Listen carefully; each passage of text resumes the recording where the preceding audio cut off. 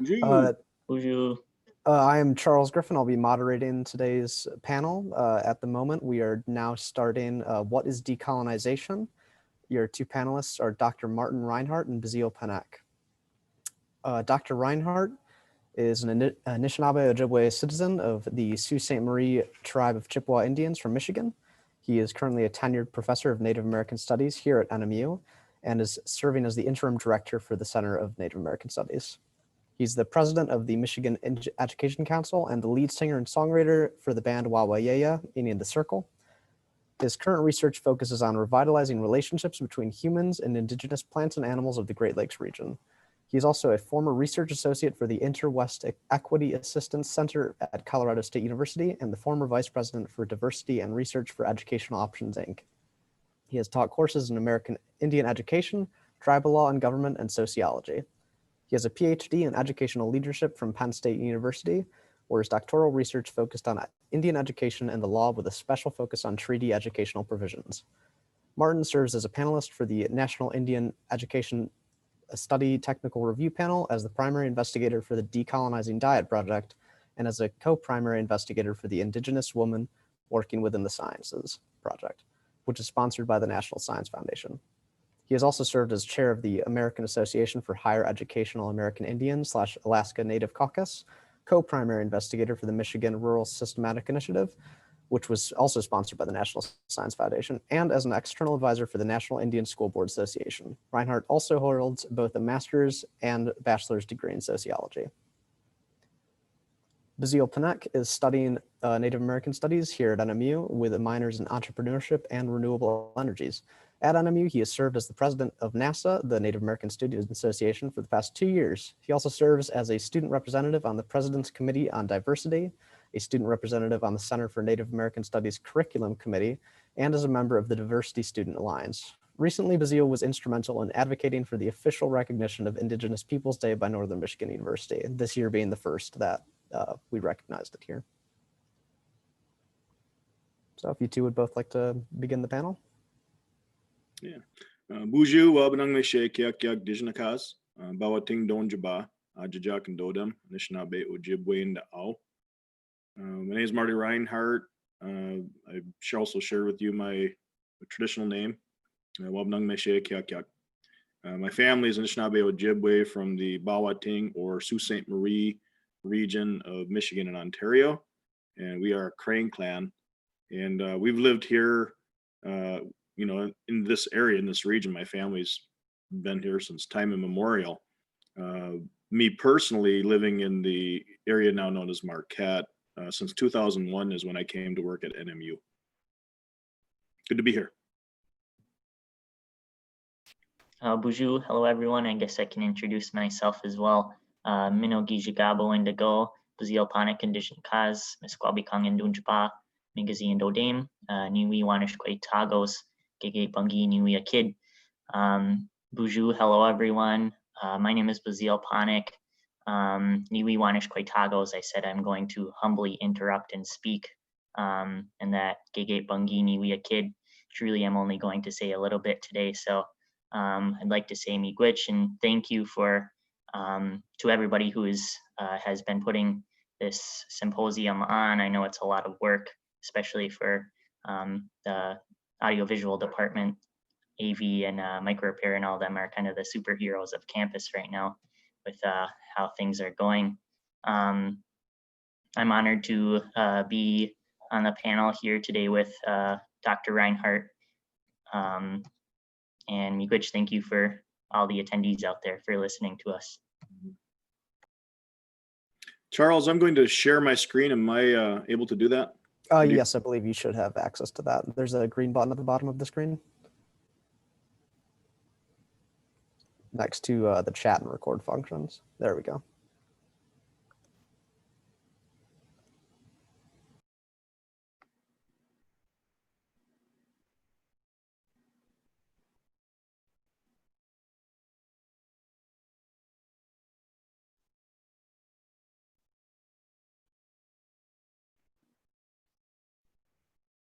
Okay.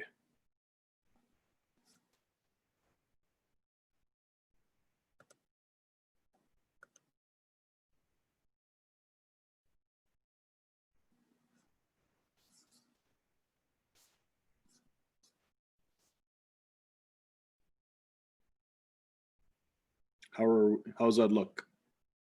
Are we good? Yep, it's up on my screen, so it should be shown to everyone. Okay, cool. Never know how these things are happening here. So I was thinking about how I would approach the idea of presented in and out group and the Sonderegger Symposium. And I think it's really important that we have an understanding about what decolonizing means. And so I really wanted to start off with the idea of recentering, because that's kind of where I'm at personally, and I think where our broader community is at in general. And so as I go through these slides here, I'll explain what that means more in context. In his keynote speech to kick off Native American Month at Central Michigan University back in 1995, Onondaga elder Dr. Lloyd Elms said, "Each of us are spirit beings having a human experience."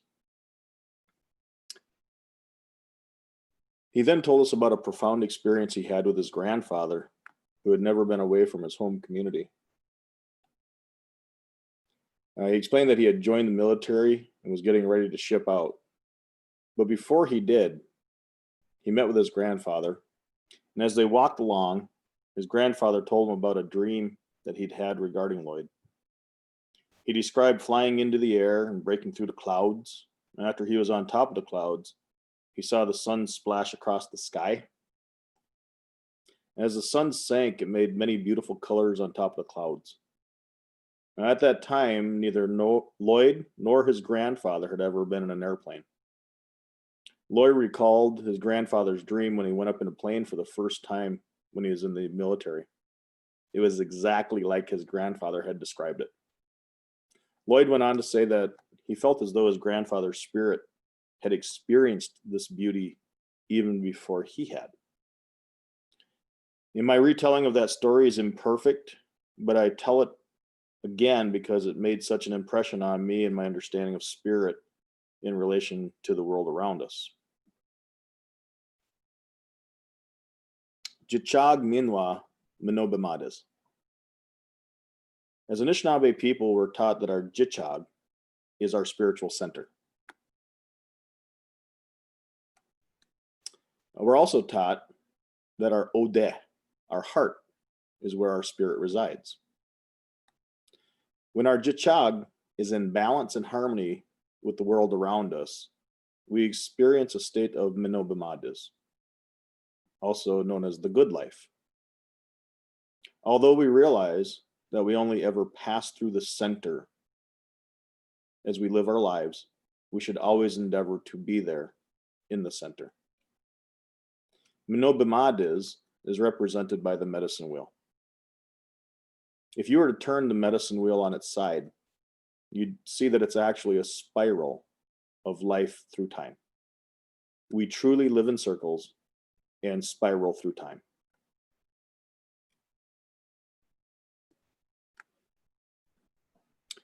Ishkode.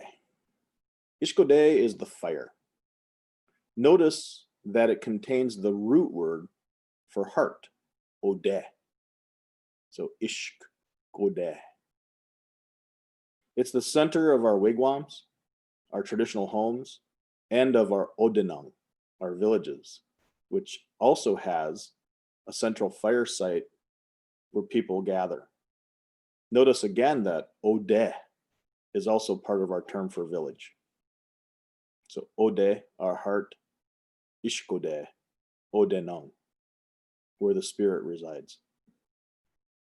I like that image on the left. That's a traditional wigwam, and that's shows both the birch bark on top and also the cedar inside, and then the reeds on the outside are cattails.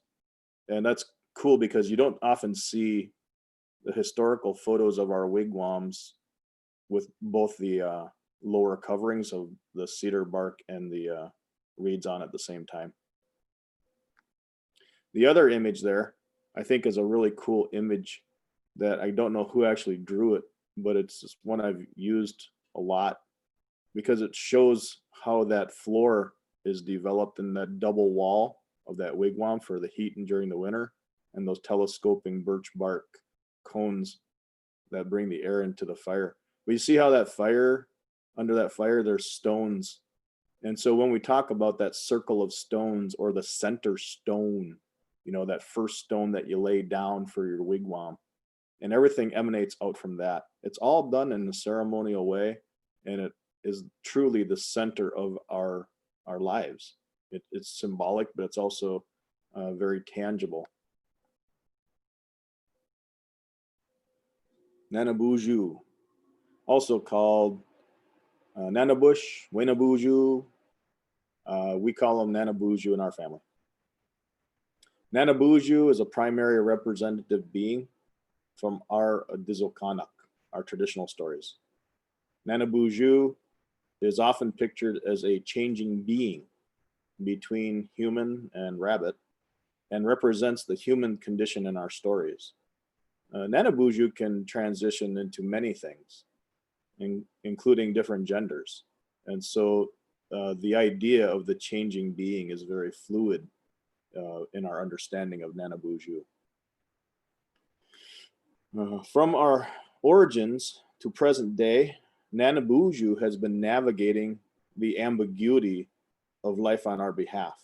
I heard Jamie Kino in her presentation this morning on Mascots, Logos, and Nicknames. She was talking about the idea of these representative beings, often called tricksters, and how they live in that area of ambiguity. Nana Buju teaches us lessons all along the way while navigating that ambiguity for us. It can be said that Nana Buju continuously travels about the medicine wheel on a constant quest to learn about all of our relations.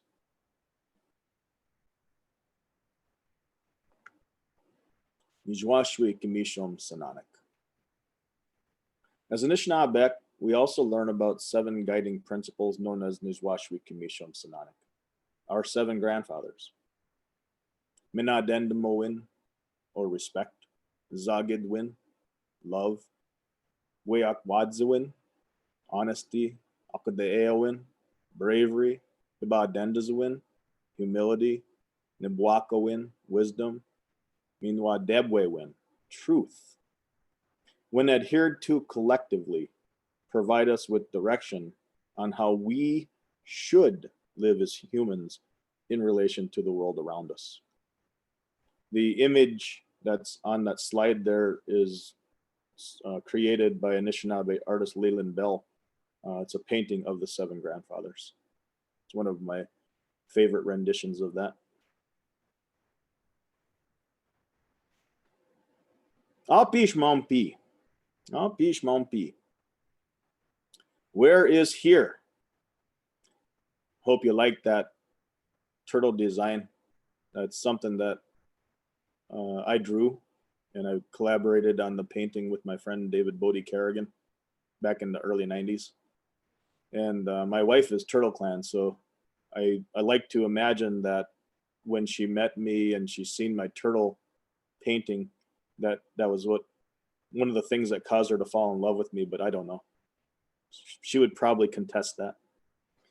Anyway, Gashe Ake, or Shkokamekwe, are terms we use to talk about Mother Earth. Shike Minas, Turtle Island, is how we refer to the land that we live on, from one of our traditional stories. Anishinaabe Akin is how we refer to our Anishinaabe homelands. Kitche Namebene Zibing, place of the Great Suckerfish River, the original name for one of the more prominent villages that's in the area that's now also known as Marquette, Michigan. Recognizing the lands that we live on are the homelands of indigenous peoples, including human and non-human. It's an essential part of decolonizing.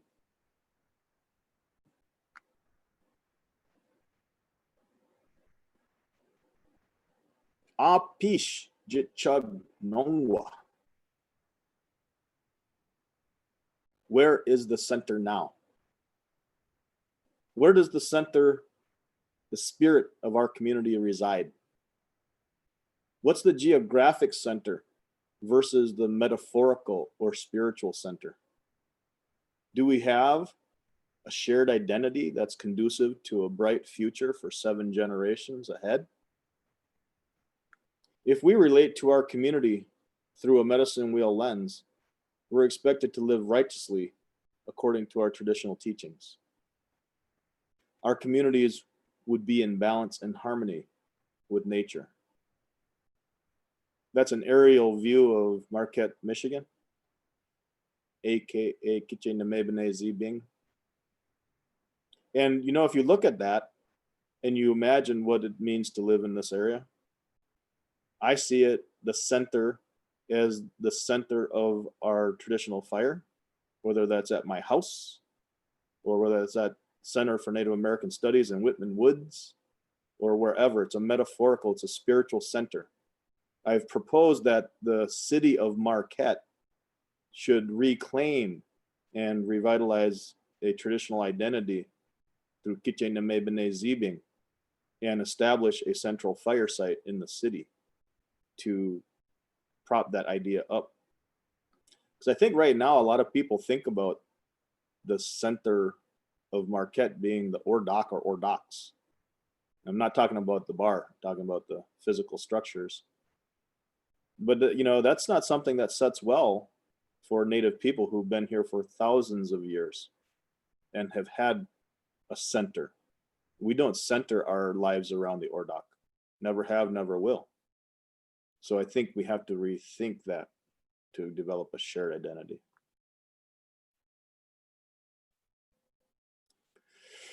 Decolonizing versus decolonized. The Anishinaabe lived in an egalitarian society based on reciprocity, where abundance required redistribution. This is presented by the first image there on the left.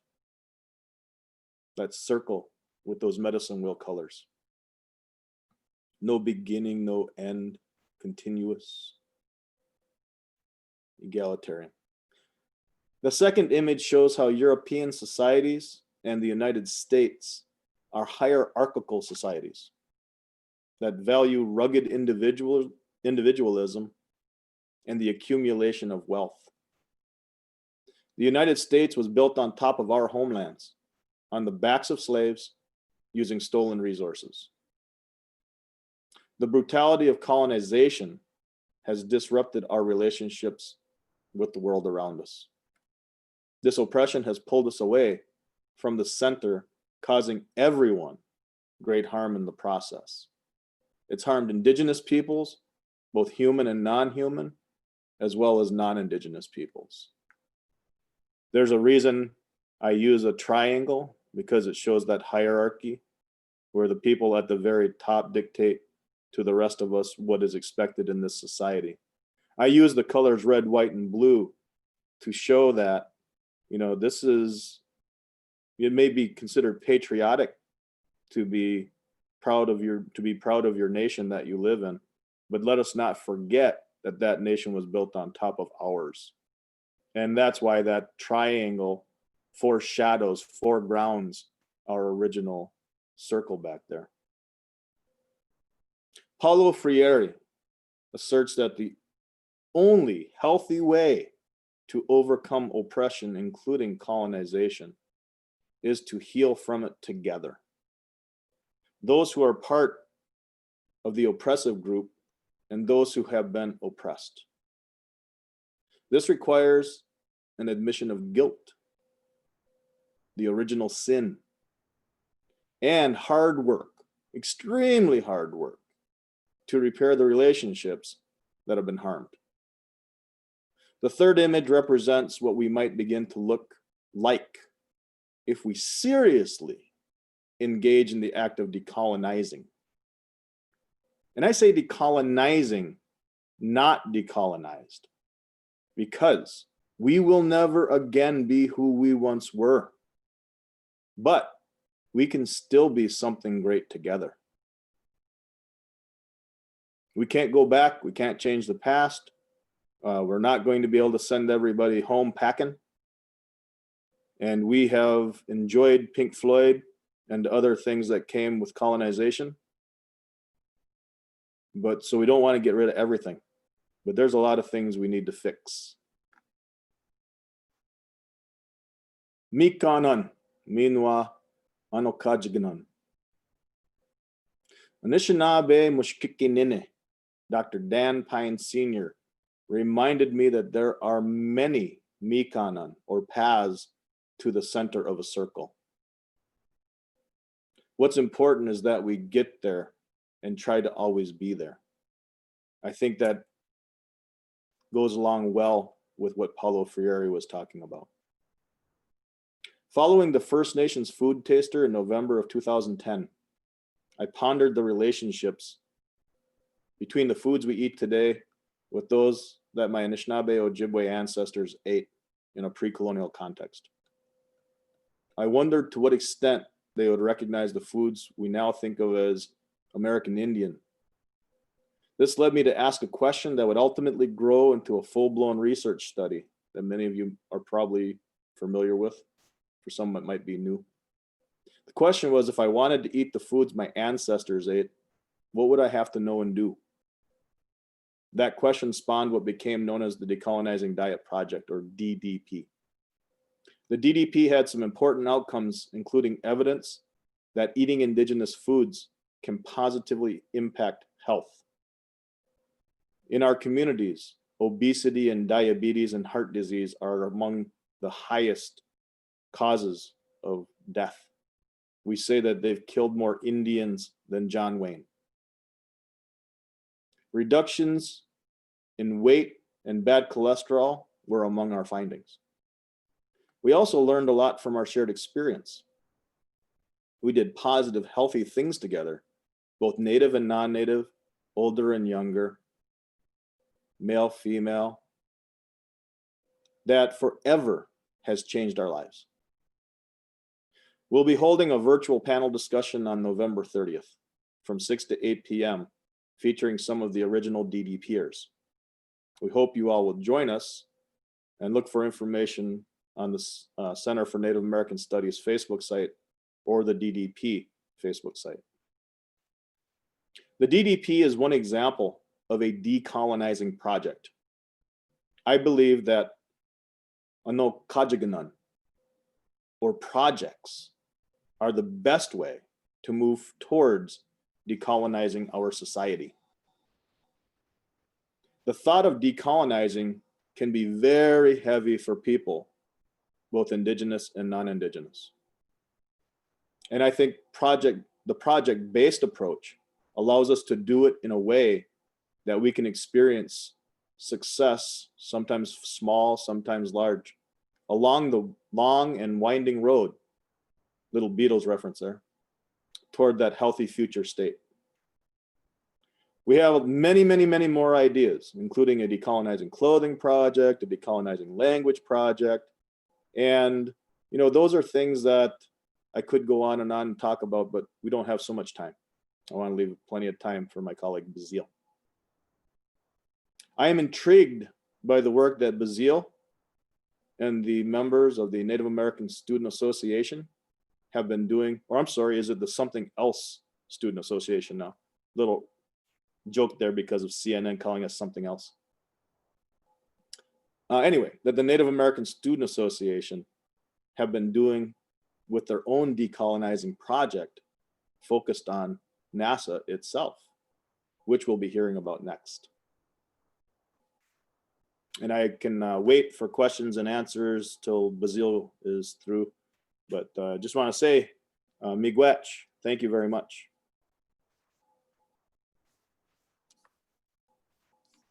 Miigwech, Marty.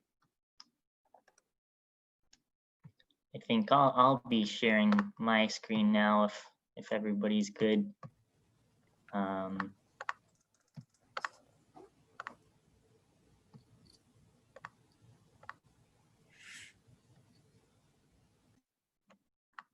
Yeah, so first of all, miigwech, Marty, for those words.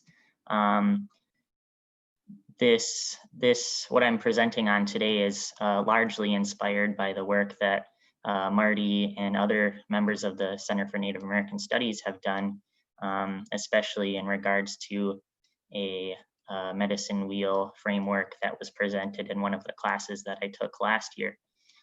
So we were very inspired by that. So my presentation is titled Utilizing the Anishinaabe Medicine Wheel for a Decolonized Organizational Framework. Today I'm presenting on behalf of the Native American Student Association, because this is not just the work of myself, but also the work of other members, including Anthony Surginal, Ursula Peterson, Justin Van Hoff, and Sophia Panek. Today I will be premiering our new organizational structure that we worked on for probably at least 6 months now, right before classes went online last year. So I'll be premiering this today. I guess this is the first time that it's ever been seen by outside of our organization. So I'm excited about that. Thankful for the opportunity to do so. So first, to begin, let's look at our previous organizational structure. This is something that a lot of people are familiar with. We always see this within organizations, especially at NMU. We see our president, our vice president, our treasurer, secretary, all in this hierarchical structure, from the president being at the top. And we refer to the president as somebody who has the most responsibility and they're a leader. And then we have our members of an organization all the way at the bottom. So this structure, it's hierarchical. It undervalues those that are lower. So anyone that's lower than the person above is someone that is undervalued and less than the person above. This structure also encourages top-down management. It encourages those top 4 leaders to be the ultimate decision makers and manage the members that are below. And also within this structure, there's no inclusion of the community. There's no visualization of the community. So let's look at well, first we had this organizational structure. We realized it wasn't working for us. We realized that this wasn't upholding our traditional values that are so important to us. It almost felt hypocritical at times when we were doing these events that educated others about Native language, cultures, and histories, and we would come back to our meetings and have this enforce this hierarchical structure. So it felt hypocritical, honestly, and we wanted to change that. So these were the questions that we asked ourselves before we did this. So we asked ourselves, why will rebuilding our existing Western hierarchical framework into a decolonized framework help our organization? So why are we going to do this if it doesn't help at all? There's got to be a reason for doing something like this. We're completely reimagining our organization, and it takes a lot of work. So how can the medicine wheel, a primary teaching tool for the Anishinaabe that symbolizes life, be used as a tool to help decolonize our organizational framework? So for those who aren't familiar with our medicine wheel, this is our medicine wheel. It's Marty had referenced it in his presentation. It's a tool used by many tribes across the United States. This one presented here is specifically the Anishinaabe use of the medicine wheel. It's a teaching tool. This tool symbolizes so many things, including we can with this tool at the base level. I think it's a compass. We can see the top word there, the northeast southwest. It's a compass that is directing us. We can also teach you about our seasons In the eastern direction, we have spring, south in the summer, and then autumn and winter. So we can teach you about this is our compass. We're teaching you about our seasons. We're also teaching you about our 4 sacred medicines. We're also teaching you about states of being. We have our spiritual state of being, our emotional state of being, physical, mental. So all of these things are visualized in our medicine wheel. This is a teaching tool that we can teach you about these things. What I'd like to emphasize in our medicine wheel is the representation of the 4 stages of life. The 4 stages of life begins in the eastern direction when you're a child and when you're just born. As you grow older, you progress within the medicine wheel, going from it's a clockwise. You become a youth when you're a teenager, preteen. You're in the southern direction. When you grow older, you're an adult, and then you become an elder in the northern direction. Something I'd like to mention with that, the medicine wheel is not a timeline. It's not from left to right, and it doesn't end. It's a continual movement around the circle. So I guess whatever you believe in, life continues after your stage as an elder is over, whether that's reincarnation or whatever you believe. I believe that's visualized within the medicine wheel. So I think not only we believe, and I think I've spoke to a few elders about this, not only do your age level determines where you fall within this medicine wheel structure. I believe it's an acquirement, your level of acquirement of knowledge, how much knowledge you've acquired throughout your life. Because when we look in our northern direction, we see our elders, and these are the people that we believe have acquired the most knowledge out of everyone within the medicine wheel. So I think it's not only age, but it's also your level of knowledge that you've acquired throughout your life. So we took this and we mimicked this. This is our new decolonized organizational structure. We believe, so all of these bodies are now being visualized in our organizational structure, starting in our eastern direction, with our general members and allies, southern active members, committee members, western, the Ogimag or the committee leaders, and then our northern direction, Gegekinuamage Diminanig, so our teachers. To explain this more in depth, let's remember those age requirements, I guess, to be in the each 4 stages of life, and think about what I said about the acquirement of knowledge to be within those stages. So in our eastern direction, starting out, our general members and allies. So these are people that are on our email list. They receive our emails every week. I think I may send too many emails to them sometimes, but these are the general members of the organization. Past, future volunteers for events. We have hundreds of people that are past volunteers that we've kept in contact with by advertising future volunteer opportunities. Fellow NASA organizations, so organizations such as the Native American Student Organization in UW Superior, or the ones down southern Michigan, and ally student organizations, so organizations that we work with, such as Queers and Allies or Black Student Union, or other diversity-centered organizations. In our southern direction, we state that the active members, they attend weekly meetings. They may, if they feel like doing so, they can join leadership committees, which I'll explain our committees later.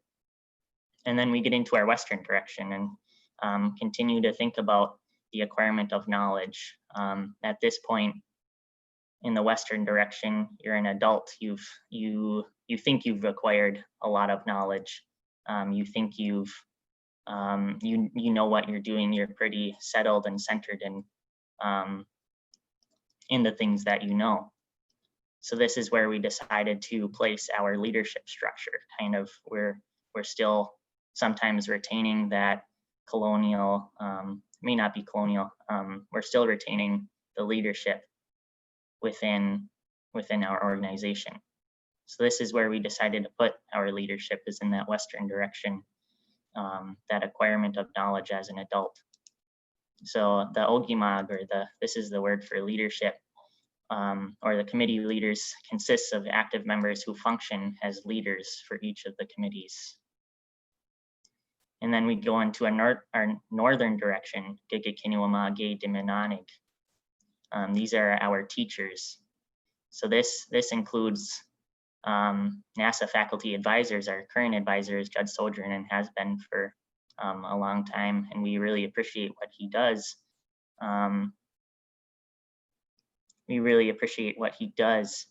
And we also include the Center for Native American Studies faculty, such as Marty or April or Leora, or also alumni members who have been in the Native American Student Association in the past, such as our last president, Christina Missigan, or last vice president, Gray Shea. This also includes influential community members or elders, active youth, people, anyone who NASA can go to for knowledge. So all of these people play a role in our organization, and they deserve to be visualized. So we've done that. We've visualized our entire organization as a whole. Let's dive a little bit deeper, because why not? If we have the time and energy to do so, let's do as much as we can. So we look to our officers. So this is our leadership. Many times leadership is referred to as the officers, and I didn't want to be an officer anymore. I didn't want to regulate our organization like an officer. So we look to the traditional governance of the Anishinaabe people. We asked the question, it was kind of a question we knew already, but we asked the question, how did the Anishinaabe people traditionally govern themselves? They govern themselves with a clan-based system. So this is referred to as the Great Law. It helped with the social order, and it was the structure of the government. We have our 7 original clans pictured there. Each of these clans was basically a family unit. You could belong to a clan, and each of these family units, or dodem, or clans, they had unique responsibilities that were the personal integrity of each clan was represented within their duties and what they did. They all brought something to the table. You know, at a feast, every family brings one thing to the table, and together you can have a larger feast. These clans were built by or governed by representative leaders. So there were leaders of each clan that spoke on behalf of the family unit. So we decided to build a decolonized leadership structure. Previously, we had 4 leadership people: president, vice president, treasurer, secretary. We decided to add 3 leadership positions to equal 7. Not only is this fulfilling the responsibilities that we need to fulfill as an organization, sometimes we don't have enough people to do so. This is also creating a bigger round table. There's more voices included in the conversation of NASA's leadership. We're also creating committees for event planning. This is to be visualized sometime in the future, but there's 7 committees each with unique responsibilities, our leadership positions will translate well into our committees. Inactive members can belong to these committees. They can belong to a certain unique responsibility that helps us out with event planning. That's a big part.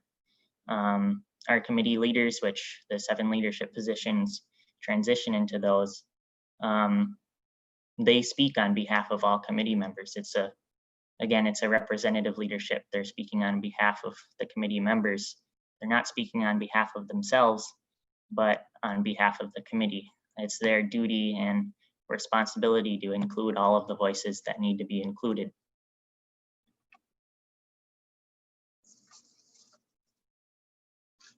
So this, with all of those bodies put together, all of the things that I explained with our general members, allies, or active members, committee members, or Ogimag, or Gakinuamage Diminanig, how I explained the Ogimag and how our committee leaders are split up.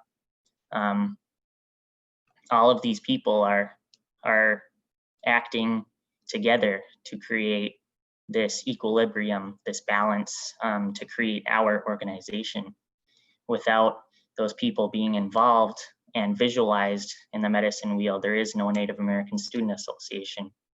All of these people, even to the community or to our elders that we believe have graduated, such as our last president, they still play a role in our organization, and as such, they deserve to be visualized within our organizational structure.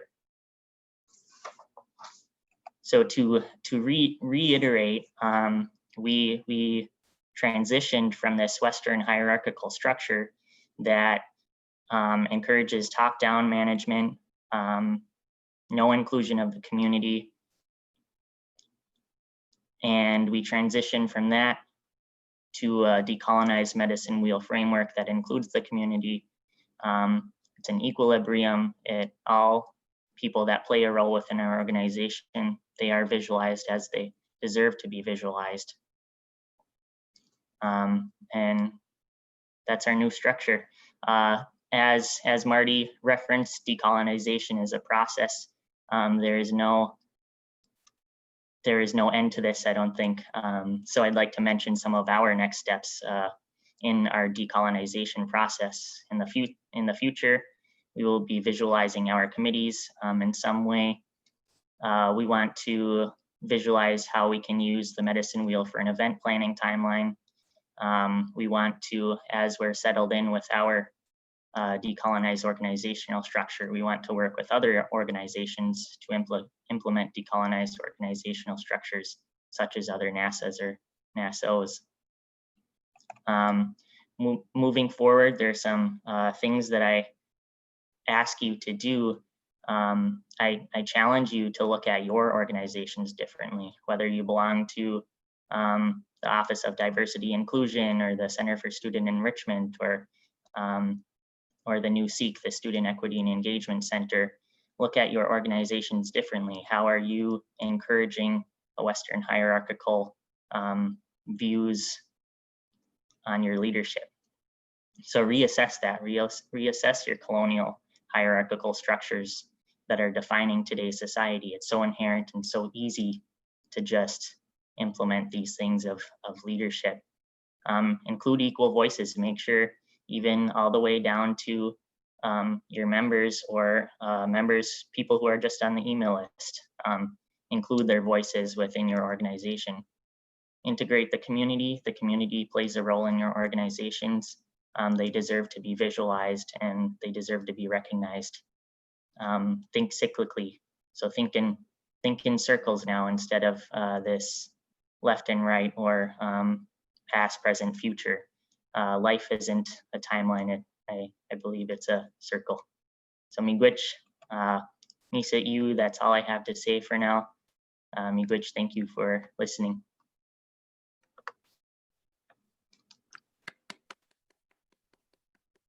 Thank you, Bazile. We've got one question at the moment from Emily in the archives.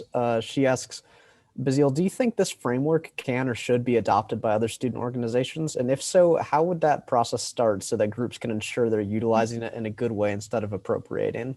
For sure. Thanks. Thanks, Emily. Good question.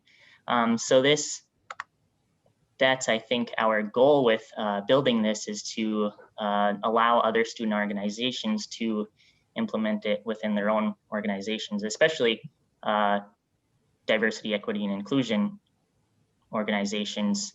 I think that process can begin after we feel that we can help consult other organizations to do the same. And another, to answer your second question with another question, NASA is in the process of figuring out, well, if other student organizations want to do this as well, how can it be an appreciation instead of appropriating our medicine wheel, which has a lot of value to Anishinaabe people? So that's something we're asking ourselves, and we're communicating with our elders and our teachers about this. That's a great question. It looks like Marty's got an answer for that one. Well, I would just want to reiterate something that I spoke to earlier during the mascots, logos, and nicknames session. There was a question in that session about, well, what if a school were to adopt an animal instead of a human figure? And I think it's really important that, because it's always borderline appropriation versus appreciation, as Bazile and others have recently presented on. But remember, I think the model that by the way, Bazile and NASA, congratulations, man. You guys rocked it. You're really doing some cool work there. You're exemplifying the decolonizing project process. It's cool. But I think when I seen how we were successful in getting Indigenous Peoples Day officially recognized at NMU, there's one key term that was used in that movement, and that was invitation. NASA and the Native community invited the non-Native community to join us in that day. It was never, hey, can we do this? It was always, we're going to do this. You guys are invited to do it with us. That's a big difference versus someone just kind of grabbing something from Native culture and implementing it the way they see they want to. If we're truly going to honor the center of our decolonizing process, that has to come from the Native community. And I think with Bazile's and his fellow NASA members really taking this on as a core project, I think it sounded to me like there's an invitation there, but also a caution. Like, don't run off and do this because you're going to bastardize it and get it wrong potentially. Let us work through this stuff and share with you when we're ready to. I think that's what I'm hearing. Yep, exactly. Yeah, that's what I was saying, is that this is a process for ourselves as well. We're still learning what decolonization is, even as Indigenous peoples. I think it is an invitation to listen at this point. But yeah, a caution to be wary of tokenization, of appropriation, of things like the medicine wheel. I think there's progress to be made for us to feel confident that we can present this to other organizations. Our first step is with other Native student organizations. That's a little easier. But then to other diversity organizations is a larger question.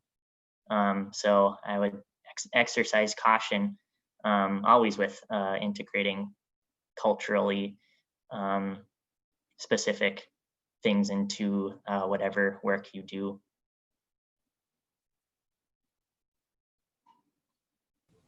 It appears that we don't have any more questions, but if you two have anything else to say, feel free to say it now, or we'll just end the panel here because we've got the keynote coming up in about 10 minutes from now. Well, I guess I would just say miigwech to everybody for joining us, and these are really big thoughts.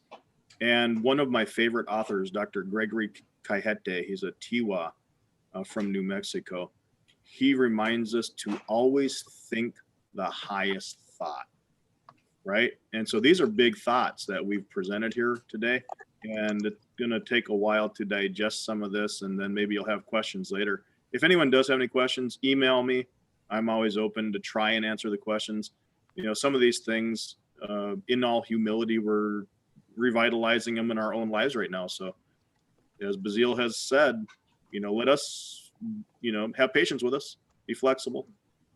Don't think we have all of it figured out at this point, because we had the rug pulled out from under us and we're just trying to rebuild our nation. So. Yeah, I mean, Rich, I just put my email in the chat as well. And feel free to ask any further questions that anybody may have in the future. Yeah, no further questions, but the Hillary Joy and the School of Education both thank you for your time, as well as Alec Lindsay. Awesome. So everyone, the keynote address is going to be in the first room. So there will be nothing going on until 1:30 in this room, which will be the television bringing the outside to the UP if you wish to join us then. Other than that, have a nice day. Thank you both, Marty and Bazile. See you Thank you, around. Charles. Thank you. Bye, Mapi. Come on. Come on.